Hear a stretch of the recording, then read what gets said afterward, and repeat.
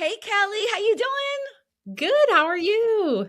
I'm so happy to have you here on this show. Welcome everybody to the private lounge. In the house is Kelly Quinn, actress, or should I say actor? Is that the appropriate term? I don't care. Yeah, I know. I mean, either one is fine. So we had you hang out with us. You had visited with us a while back, but we never did a proper interview. And so I wanted to touch base with you now that your career is at a whole other level and you've moved away from LA. And I'm just dying to ask you like 15 questions. You ready? Yeah, sure. Okay. I'm not even like, how are you doing? What's up? I'm like, we need to get these questions through, but okay. All right. All right. So you've been acting now for how long? Is it 10 years already? No. Well, that's a complicated question, right? Because if you count like what I was doing in my law enforcement career as a type of acting, then it's a lot longer. But well, you can't just bypass that. You got to tell people now that you were a cop. Right? Well, yeah, I did. I got to do some undercover stuff and stuff that's like a form of undercover, but not like the deep undercover, like, not like that. But it was a lot of acting because I had to blend in everywhere. Yeah. And you kind of had to come up with personas that fit your look or whatever that were believable to talk your way into places that you had no business being. So it was sort of it was a form of acting, I argue. But I think official acting classes, I didn't start those until 2018. And that's when we met. We were in the same acting class together with Howard That Fine. was my first, and of course, right before the pandemic. I was like, perfect timing. It was right before the pandemic. And can I just say this? Have you seen that they're going to Paris or something? Yeah, or Italy, I think. Italy, right. I was like, yeah, sign me up. If somebody will sponsor me. Me too. All of a sudden. I'll go. Does somebody want to sort of GoFundMe? Can you pay for my Italy retreat? Thanks. Wait, I was laughing because I was like, all of a sudden I'm back in the acting game. I'm like, I'm going with Howard Fine to Italy. Exactly. I was so excited. I was like, oh my gosh, I don't know how in the world I could make it. And I don't think it's badly priced for what they're doing. I just am like, yeah, I don't have that money lying around. I would do it. If I had the money, I would totally do it. I would absolutely do it. And okay, so we're talking about Howard Fine, who I will still say is one of the best instructors, coaches, acting coaches in the country. But he also teaches in Australia. I mean, he teaches all over the place. And there are many Oscar winners, award winners that he has worked with. Not that that even matters. Seriously, because he doesn't name drop really, but no, he really not that much. He doesn't really name drop, but we know. And he's a brilliant teacher. And that's why you and I connected. Yeah. We were in the same class. Yeah. That's so weird. Yeah. It feels like it was just yesterday, but then it also feels like it wasn't. It feels like it was a long time ago. Yeah, it is. I mean, it is weird. I do have some questions though about, everyone knows I have my issues with cops, but is she a different kind of cop? And it's not all cops because Kelly's cool, but you're no longer that. You made this transition. You decided to become an actor. Mm-hmm. I think it's one of the best things you've ever done, knowing that I've known you for as long as I have now. I wish I could have done it sooner, I guess. I think the trajectory of our lives does what it does, and you couldn't have done it sooner. Yeah. You weren't ready to. That's just the way the world, that's how I look at it. If not, you're going to just go down that rabbit hole of sadness, But here's my question. You left Los Angeles, you moved to Chicago. Yeah. What is that difference like for an actor? Okay. Well, it's interesting because of course Chicago is still a medium big market, but it's not LA. LA is just huge, thousands of casting directors. It was an interesting place. You're just very much a very small fish in the ocean. A minnow in the ocean, if you will, just like the tiniest fish. And then Chicago, there's about 5 main casting directors. I didn't know that, really? Yeah, it's really interesting, especially for commercials and stuff. There's 5. Now, there's a couple casting directors who are actually based out of LA who are casting the Chicago One shows and stuff. Obviously, I mean, that to me doesn't count as a Chicago casting director, but they are casting the bigger shows. Right. Which is really interesting because they used to be that the Chicago One shows were cast by Chicago casting directors. Oh, wow. So now that's changed. And now that's shifted. But they still want, especially for the co-stars, they still predominantly want locals. And so it's interesting because it's a big casting director, obviously. You know, there's a little bit of a sometimes dissonance of you're not knowing all your locals because you're not local to Chicago, but it's still been a great experience. I've been just, fortunate enough to get to audition for those shows a fair few times. So the fact they even throw me an audition is like, thank you. But do you like it? I mean, besides the family thing and the work thing and the family thing, just as an actor, do you like it better in Chicago as an actor who's up and coming, or would you rather be here if you could make your choice? Because I know you texted me or something. We were texting and you were auditioning in Florida. Like you happen to be in Florida, right? Wasn't that you who was doing that? Oh, yeah. Well, yeah, I was auditioning, like a self-tape. I had self-tape. Right. Yeah. But you're constantly like, it doesn't matter where you are is what I'm saying. You're an actor. And it doesn't, I mean, there's differences of being in Chicago from LA. But what I'm saying is like, you get an audition, you were in Florida. You're like, I need to stop. I need to do my audition. Yeah, I didn't stop in the middle of the day. We were at Disney World. So I just didn't, I went to sleep at midnight. And I literally was doing, because of course they want the bane of all actors' existence. They wanted a full body slate. And I'm at a Disney hotel in the freaking hallway with the elevator, I'm like, okay, this is the widest wall with the best lighting, to get this full body slate because you guys hate us.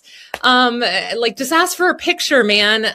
Anyway, but I think I didn't feel like I really maybe got a foothold until I got here. And I think because it's a slightly smaller market, and agents were like, oh, you have decent reels. We can work with that. And so it just became initially just auditioning just for people. I think the big difference is the main casting directors here, they kind of want to get to know you first.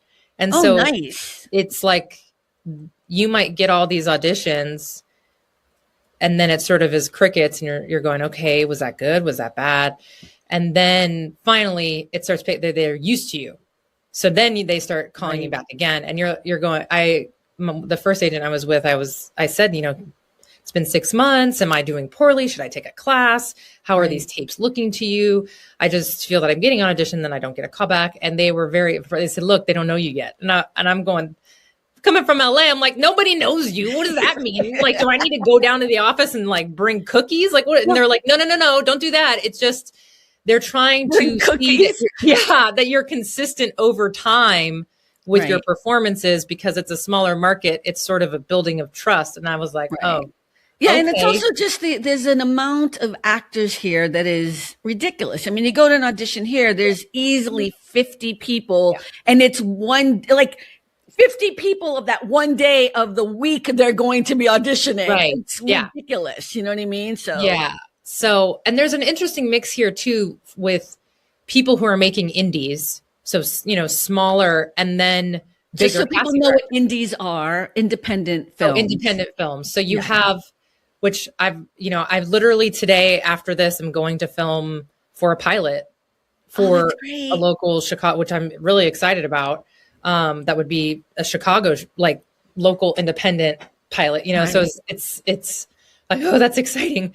And so you have I think as an actor, I really love that there's that mix. I was fortunate enough to get to do a couple small shorts and indies with Pride Pierce, who's a director out in LA, which I still love. I just want to get back. Sometimes we talk on the phone like, hey, I just want to come back and do another film with you. But he really gave me my first role.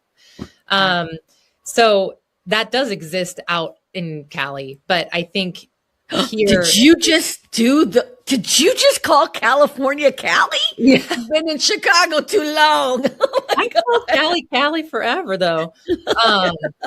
But here I think it's a little bit easier to find opportunities, and networking is easier. It's not quite as, I want to be careful with what I say, but it's easier in that the events are really people who want to make, it's like, yeah, let's make it. Let's figure it out. I'll say it because I'm in a different part of the industry. It's pretty fake out here. There's a lot of, I think people mean well, but it's also just part of the verbiage, right? Like, oh, let's meet for lunch. Definitely interested, blah, blah, blah. And then you call them, you reach out to them. They don't. So the networking thing isn't real out here. It feels.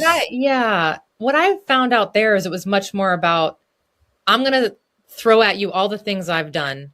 And then I want to see who you're connected with, because really they're trying to see if you can move their career forward. That's right. It really had nothing to do about actually interfacing and being like, hey, you seem like an interesting fellow creative. Do you want to make something? Right. Do you want to just try to make something together? Yeah. Because I think that's such a huge thing now too, is while I'm auditioning, like I've had a lot of auditions this week, which is great, but also haven't booked anything, right? The bane of an actor.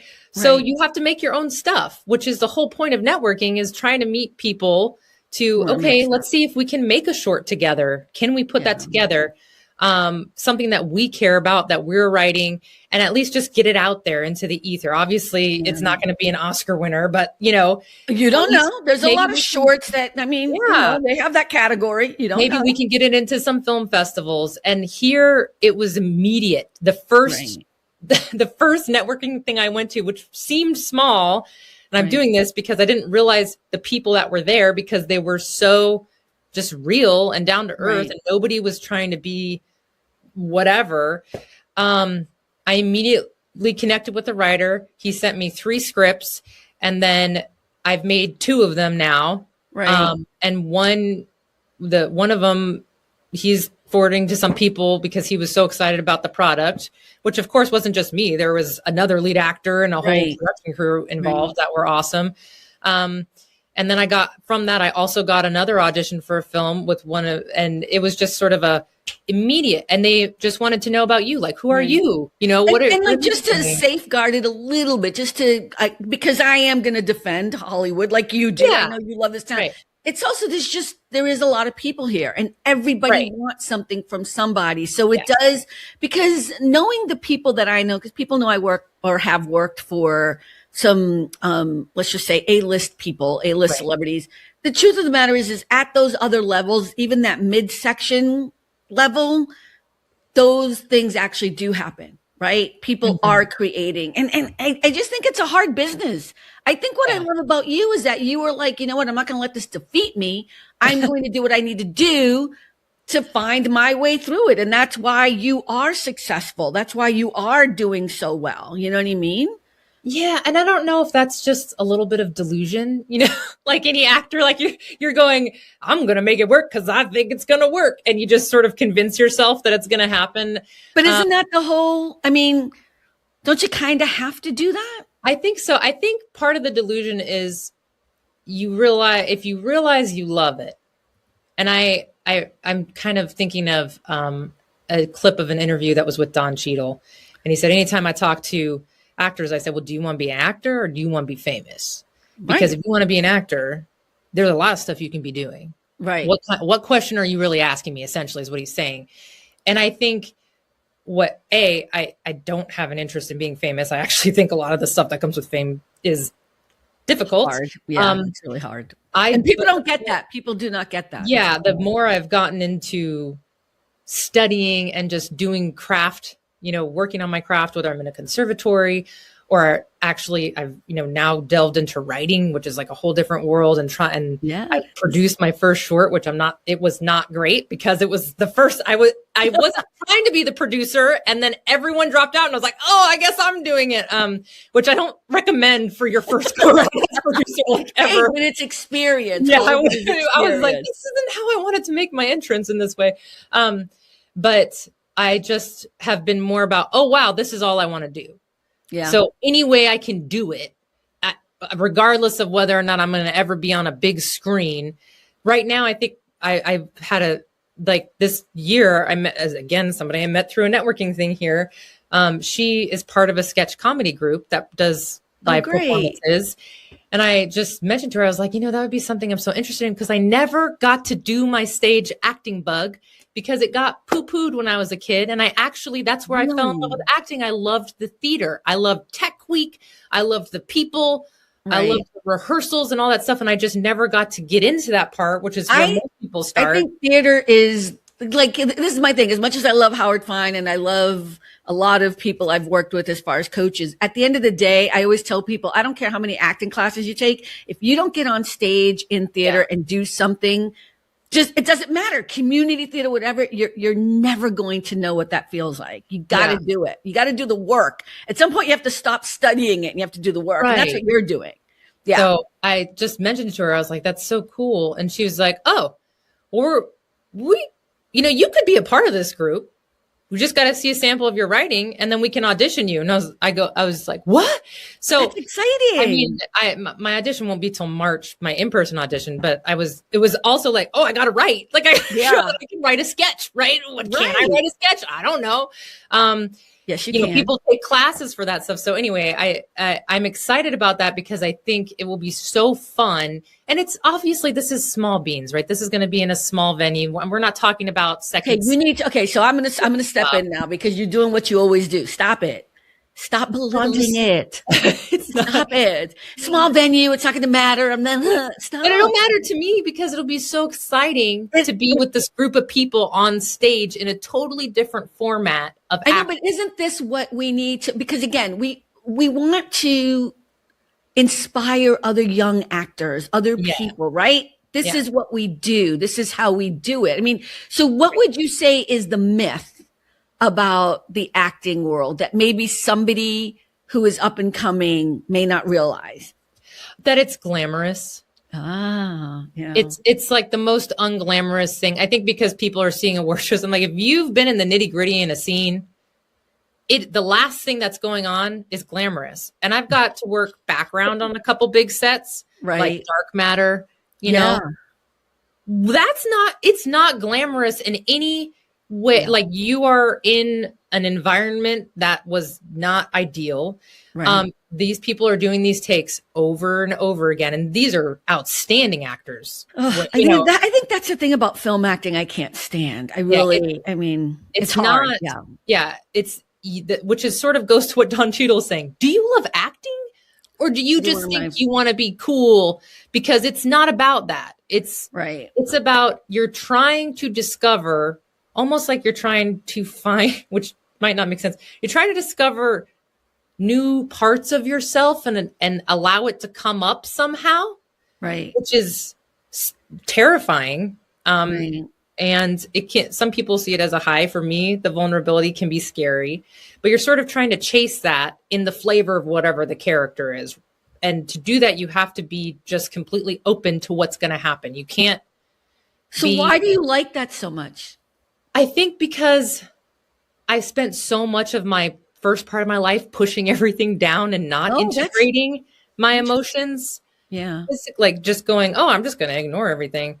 So now it's almost, I do think I went to therapy first and I'm still go to therapy. Like you should be doing, in therapy if you're an actor for sure, which has been helpful. And also just allowing me to not be afraid of having emotions, as weird as that sounds, trying to help my nervous system heal. But it's almost like, oh, wow, this is a much fuller way of living life. Not trying to suppress things all the times, or allowing something to move through you and realize that's what it's supposed to do. It's supposed to come up and then it's gone. It's not supposed to be just sort of, although depending on the character you're playing, you might be playing a character that's kind of. Right. But that's still you investigating the feelings and the background and the information of that character in order to do that. So you're still actually working on that part of it. I think the thing that people get confused about when it comes to fame, because I don't necessarily think that's a bad thing. I mean, people want to be famous, that's fine, but you can do that anywhere. You can do that on social media. You can do that on be a social media influencer. Way easier, in my opinion. Not that that's easy, but what I'm saying is if you enjoy making videos and things, that is right. not going to be quite as torturous as what I think Trying some to be an forms of actor. acting But are. here's what I was going to say is I know a lot of people who were nobody, whatever, they were just starting out, and then they became who they are. And I tell you, the fame part is the part they hate the most. Yeah. It kills them every day. You know what I mean? It is the most bothersome. And it's, you would think like, wait, what do you mean? And of course, if we mentioned who they are, because I know you know some of them, like you would think, oh no, they love it. No, they don't. They are acting when they are in front of that camera, whether it's an interview but it tortures them. And I'm not saying everyone has some big issue with fame. I'm just saying it's not what you think it is. And if you want to be an actor, you're completely right, Kelly. It's an art. It's a skill. It's all of these things, you know, it's and to finding me, yourself. And it's some of the most exciting times I've had have always been with another actor in a scene where there's, even if it's in class, where you're going, oh, this is a really, like, there's some like third level of your brain is going, this is really interesting connection we're having.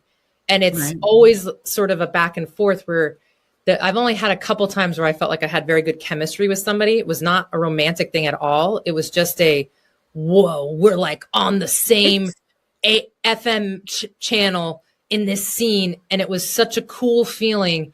And I feel like, to me, sometimes like almost that's what I'm chasing. If I'm in a scene with somebody, it's just trying to get to how are we connecting in this? And it's all, you can't plan that, I guess, is what I'm trying to say. Well, I mean, I think that also has a lot to do with casting as well. And a good director can, you can't force chemistry. A good director, yes. A good director, I think, like this last short I did, the director, it was so interesting. He had us do a rehearsal and he only had us do it for an hour. And the couple exercises he put us through, I just was like, oh, wow, this is interesting. I haven't done this before. But both of us were like, okay, we're game. And he was a younger director, you know, comparatively to us, but we were both like, we're going to respect what you're telling us. And it was so interesting. And he got us probably just to right where we were getting somewhere. And he was like, all right, we're done, because I don't want you guys to have your best moments in rehearsal.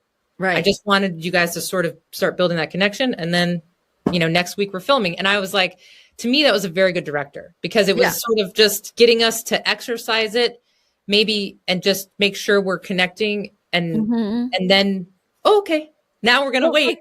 I think that's what people don't understand is, and they forget, the film, television, theater is a collaborative art form. So we may cast Kelly in something and then, you know, cast Brad or whoever. And a good casting director can tell chemistry, you know what I mean? Kind of, but sometimes it doesn't work, even if you initially think it is. And then the director has to come in and do something like what you're just talking about. And I think, to me, that's the fascinating part. And then all the other stuff that's happening around, you know, the lighting, the makeup, there's just so much happening, even when it is a small film or an independent film or stage or whatever it is, you know? That's so fascinating. What's the hardest part of the industry that nobody prepares you for?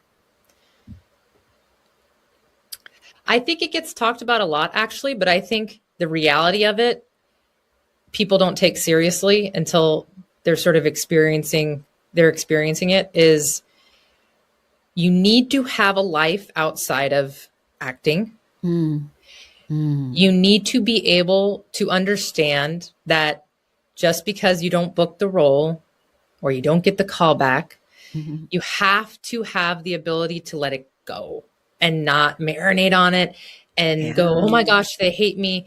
Because the more success I've had has always come when I made a choice and I was just like, you know what, this is my version of it. Like, I am not going to try to keep fitting into, you know, when you are in the, oh, okay, this is the product you want. Okay, I'm going to try to do this product. And it's not even that necessarily that comes across. It just comes across stale, because it's like, here's the version. And it's not, even when I watch some of those self-tapes, I'm like, I get it. Here was a generic example of this character, but it wasn't personal. When I decided to go, you know what? There's been a couple where I didn't even read the character breakdown. I'm not recommending this, by the way, but I didn't. I just thought, I read the script and was like, oh, I'm doing it this way because this is the way for me that it will work. Right. I know that I'm strong in this. This is my take on this script and I'm going to do it. And I did it. And then I ended up reading the character and I submitted it. Like it was out. Right. And then I read the character breakdown. I was like, oh my gosh, I did exactly what they asked for, but I didn't even look at it ahead of time. Right. And that was just me making a choice of I'm going to do it this way because this is where it hits me. When I'm reading it, it's hitting me here. This is what I'm going to lean into and I'm not going to think about it too much. And then I'm not going to worry about it. Because it will eat you alive. Every day you'll just go, I didn't get a call back. I didn't book that role. I really wanted that role. And especially it does hurt your feelings though. I mean, it does. Oh, of course. You know? Well, and sometimes what I think also nobody talks about, and I've had this experience too with casting directors, it's not always the best actor that books. It's never the best actor that books. Sometimes, and most of the time, it has to do with all these other factors that are completely unrelated to the actual performance. I'll give you an example of how I know that's exactly true. Because when I worked at a company where we cast a lot of commercials, even in that, because there's a story, if it's a good director or whatever, like if they're trying to sell something and they want it to be to a certain community, like let's say they want to make sure that they get the Latin flavor or whatever, you, Kelly, could be the best actress on the planet. They're not going to cast you because you don't look like Jennifer Lopez or whatever. Right. You know what I mean? Like it doesn't matter if you come in with the accent and everything, but I mean, that's an extreme example, but that's just to give people a little bit of a breakdown. But yeah, you're absolutely right. It's not always the best actor. Yeah. So I think those two things, dealing with rejection, but to me, it's not even rejection. It's just, oh, we needed a different flavor. If you think about it like cereals, we needed Frosted Flakes and you were Cheerios. Right. Are we going to argue about which cereal is better? It depends, right? It depends on what you like.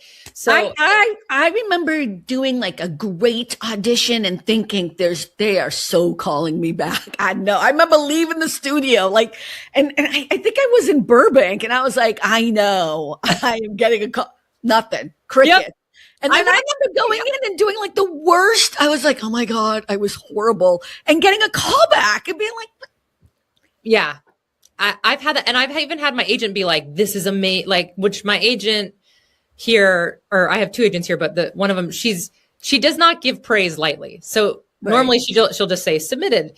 And so if she gives you this was great, it's like, because she just doesn't normally say that. And she's like, this was amazing. And then nothing. And I was like, okay, just like you said, I was like, oh, I got that. I'm for sure getting a call back.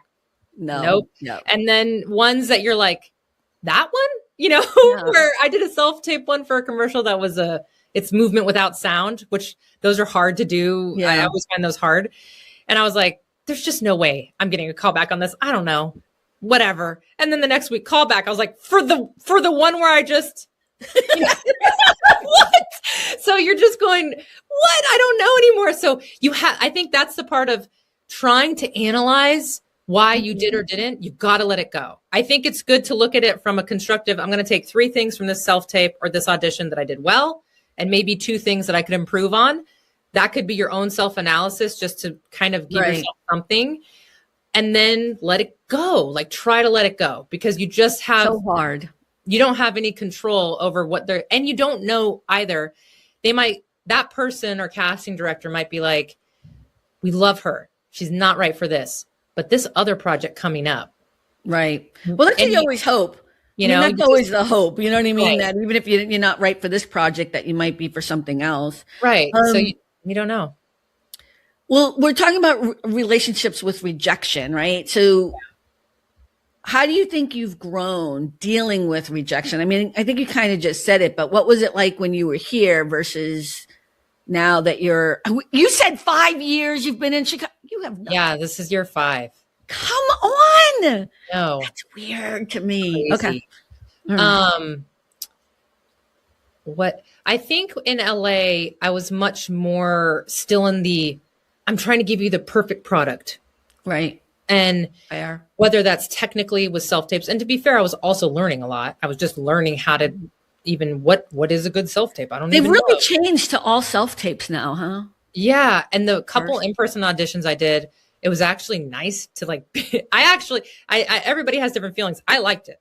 I was like, oh, I have a real reader. Like I just have somebody to look at, not my computer screen. I think it can go either way because I was in the time period of where there was no self-tapes. You had to go. I think the problem wasn't actually, I mean, yes, I loved being in the room when you got in the room, but when you're going to 5 or 6 auditions a week and you're working full time and you're driving in traffic and then you get there, even if you had a minute to take a breath or whatever, you just weren't like, I totally can see why self-tapes, at least the initial, but if you get the callback, they bring you in now, right? No, it's Zoom most of the time.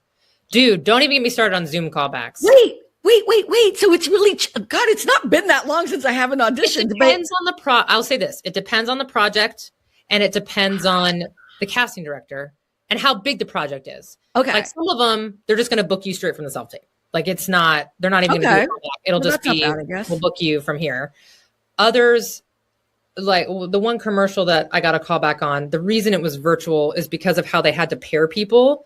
And the director was not physically in Chicago. They were physically somewhere else. Okay. And so that's why it was a Zoom callback, because they were pairing specific people together who might not actually both be in Chicago. And then the actual commercial director was like, I don't know, in Detroit or something.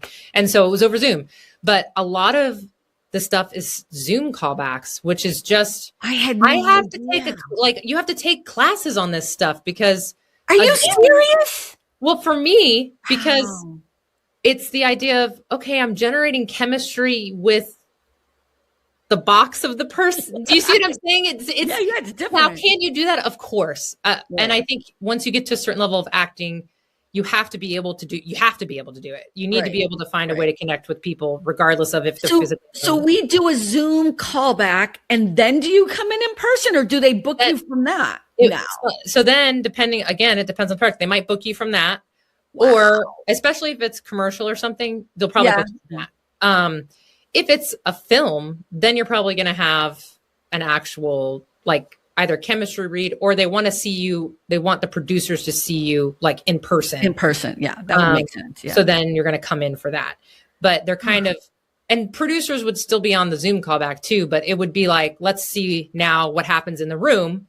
How, because again, some people might perform very well over Zoom and then get in the room. And my anxiety as you're saying this is like, this is why I'm so glad I've stepped away. Like, I love acting. I love performing, but I'm going to just create my own stuff because it's so much work and you still haven't booked the job yet. Correct. And you could get all to that level and get like pinned, check availed, everything. Right. And then they're like, oh, you know what? We're going to go with so-and-so who's. Okay. You have to explain to people what that means. People don't know what avail means. So like check avail, is just them checking your availability, which is a good sign. It means they really probably want to book you and they want to double check that you're actually available. Available for the film dates that they're shooting and blah, blah, blah. And then pinned is like, you're one of the top three choices. Yeah. And so at that point, you're sort of waiting to hear if you officially got it or not. But you can get to that. And then they're like, no.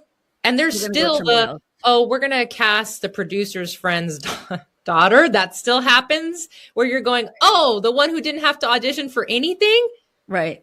Cool. Yeah. But that's, I'm not saying that happens all the time, but I'm just saying you can get through all those hurdles and still not be cast. And and the other part of it, I think that is so hard is you just don't there is no feedback of. Well, that was a big deal when I was auditioning all the time. And that's here in LA, in the LA market, no feedback whatsoever, just doesn't help you at all because you don't know what you could have done. Right. If there was anything. I've still asked my Chicago director agent on a couple things that were like for feature films where it was for a lead. And I asked her, I said, can you ask for feedback or how do you feel? Do you think that would look bad? I just curious. And she's like, we're going to just let it. And I'm like, okay. So I take her, obviously I'm not going to go and reach out to them on my own. So that's always sort of, I think for me, as somebody coming from like an intensive athletic, background, just in law enforcement, there was lots of training where you're getting feedback and you can perfect certain things. Right. I want the feedback to get better. It's not to I think everybody wants feedback for different reasons. I don't want feedback because I need somebody to tell me I did a great job. I want feedback so I can improve. Right. So the perfectionist. Can I tell you what is worse than not getting feedback? Okay, worse than this happened to me. What? Getting told you suck? That would be no, because no one will really do that. I mean, I hope not. But no. Booking the job, and I booked a big movie. It's on my IMDb. I'm not gonna. I booked a huge job. Did went and filmed it or whatever, and then you get cut from the movie. Right. And that all the time. Be. And you can ask whatever questions you want. And I remember, at the time I booked that on my own. I didn't even have an agent. Big time movie. And it was a different time period, but it was so odd. And the only feedback I got from the producer was it was a editing timing thing. We didn't need it and I was like, and now that I do all this editing for this show, and it's not the same, but now I understand it in a different way. Like there are just sometimes I cut things out that don't need to be there. It's not because it's not important. It's just you only have so much time. So that will always be. I would rather get rejected at the beginning of the process than actually film and get cut out. So I'm just especially if you're having like a watch party with friends or whatever, and it's like, actually, I'm not on it anymore. So you never do that either. You learn that lesson really quick. Like you never tell people that you are going to be on a show right there, and it's not there anymore. Yeah, I've never done. Thank God, I never told people. Like I waited. I knew that because someone told me that right at the beginning. Don't ever, ever, ever tell people you're in a movie or in a TV show unless you absolutely unless you're the main character. Like, you're not getting cut. Yeah, exactly. You're the lead actor. Don't, because you could get cut if you're just a guest starring role or whatever, So, but okay. What is the best piece of feedback you've ever gotten? Or maybe what's the worst? I think the best, which I felt like, and it sort of circles back to the differences in how I felt as an actor in LA versus here is I felt like in LA, not with Howard, but with other people, it was not being myself. It was more like, oh, well, you come across this way. And it was like, oh, okay. Not with Howard Fine, but with some other coaches. Right. And I felt like when I got here, the best advice and it was sort of through all the different, the two main studios that I went to, they were like, every time I got the best feedback, it was like, oh, see, when you're yourself, we all buy it. Right. And I was like, my brain was like, I was told that I was too intense. I was too whatever. Wow. I was too, and you're saying that's actually working. And they're going, who told you that? And it was such an interesting, well, I'm not gonna, they're going, no. The more of yourself that you access and allow to organically come forward, and you can't be thinking about how you look. You can't be going, did I make a weird face? Did I move my eyebrows too much? Right. All the things that actors tend to do, that we do that totally sabotage us being able to be in the moment and have the performance. If you're just allowing your true self to come forward, obviously if you have a character, you're sort of, in the confines of that, that's what's going to set you apart, because nobody can be you. Nobody can be you.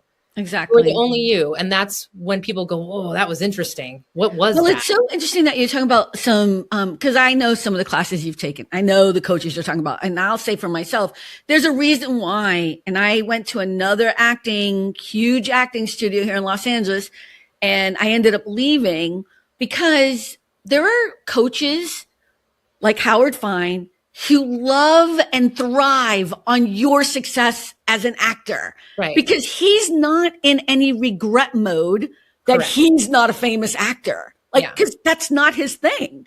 And I think I'm just saying this for people who may be starting out as actors or whatever, because I want to try to make this also a service for other people. Yeah. When you are working with an acting coach, you don't want to be working with somebody whose real vein is that they didn't make it as an actor. I'm sorry. Yep. And it's a tough one because you're not going to notice it until you're in the class, unless someone else tells you. But yeah, Right.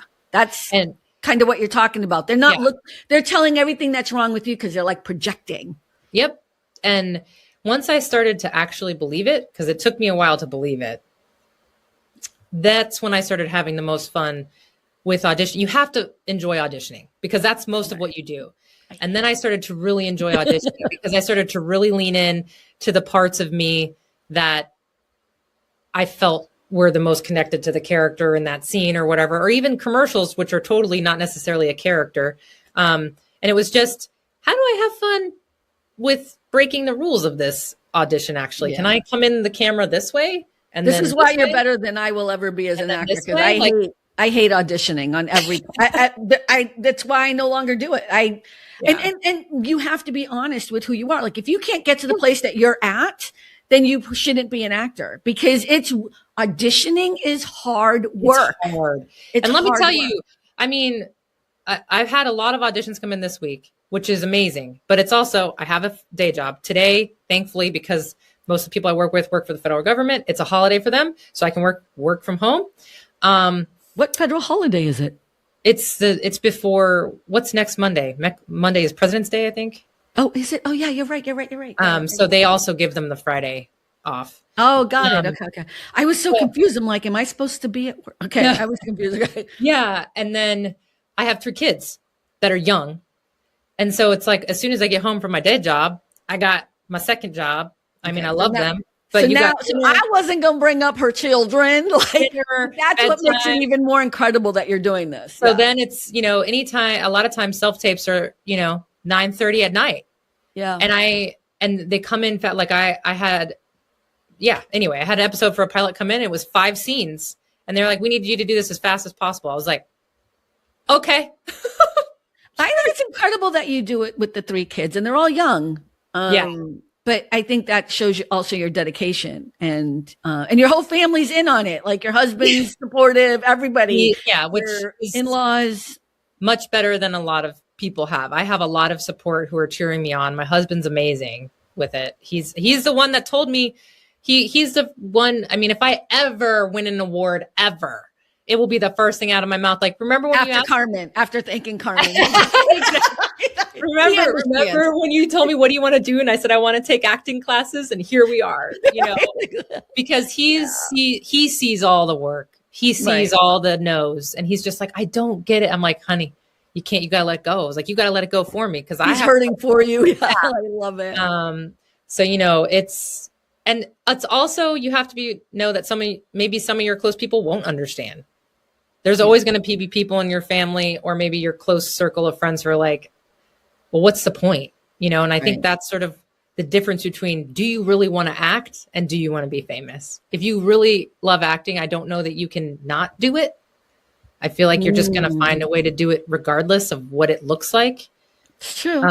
Which I sort of argue I even did in my career. Like I still did it somehow. And then after I retired, I was like, oh, I'll take actual acting classes. And I don't know, I'll be 90 and still like, let's do a sketch comedy group. Like, I don't know that I'll be able to like kick it, I love that. I love it. What would be kind of just your advice for anyone that's up and coming?